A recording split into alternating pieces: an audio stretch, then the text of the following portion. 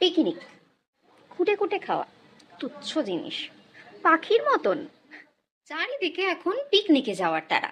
কোথায় যাব, কি কি থাকবে মেনুতে, সেই নিয়ে জল্পনা কল্পনা, কত আনন্দ কত মজা। কিন্তু জানেন কি এই পিকনিক শব্দের ইতিহাস যদি বলি, নিছক ব্যঙ্গ করে এই শব্দ তৈরি হয়েছিল, বা যদি বলি এই শব্দের পিছনে রয়েছে যুদ্ধের কথা, তাহলে কি বিশ্বাস হবে?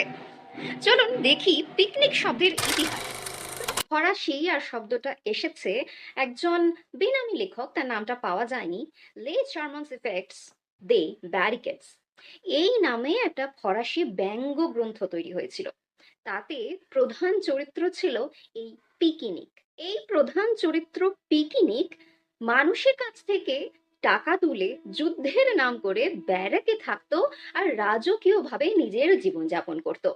যেখানে দেশের সমস্ত মানুষ খাদ্য সংকটে ভুগছে, সেখানে এ প্রচুর পরিমাণে খাওয়া দাওয়া করছে আর মদ্যপান করছে। সেখান থেকে এই পিকনিক শব্দটা উঠে এসেছে 1649। তারপরে কেটে গেছে অনেকগুলো বছর। অষ্টাদশ শতাব্দীতে ফ্রান্সের অভিজাত শ্রেণীর হাত ধরে এরপর জনপ্রিয় হয়ে উঠল পিকনিক। তখন অবশ্য ঠিক বনভোজন নয়, ঘরের ভেতরেই এই পিকনিক অনুষ্ঠিত হতো। সবাই নিজের নিজের বাড়ি থেকে খাবার আনতো, অল্প স্বল্প কিছু, কেউ স্যান্ডউইচ তো কেউ জুস। ঠিক যেমনটা আমরা ছোটবেলায় কেউ ঘর থেকে নিয়ে যেতাম চাল, তো কেউ ঘর থেকে নিয়ে যেতাম ডিম। অভ্যাগতদের সঙ্গে আনতে হতো এই খাবার, আর এটাই ছিল ফ্রান্সের পিকনিকের বৈশিষ্ট্য। এরপর হলো ফরাসি বিপ্লব। ফরাসি অভিজাতরা নির্বাসিত হলেন ইউরোপের বিভিন্ন দেশে দেশে, অস্ট্রিয়া, প্রাশিয়া আর সর্বোপরি ইংল্যান্ডে।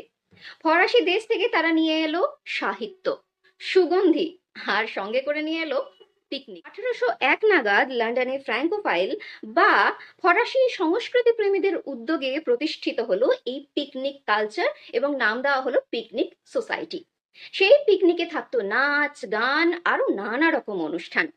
উচ্চবিত্ত শ্রেণীরা ঘরের ভেতর থেকে এই অনুষ্ঠানকে আস্তে আস্তে বাইরেও নিয়ে এলেন, আর জন্ম নিল আমাদের পরিচিত বনভোজন। সেখান থেকে এলো বাস্কেটে করে জিনিস নিয়ে যাওয়া এবং পিকনিক বাস্কেট।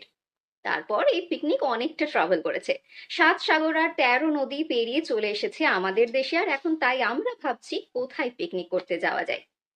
কিন্তু ভারতে কি এই পিকনিকের চল আগে ছিল না? কি ছিল তার নাম, বলবো পরের ভিডিওতে।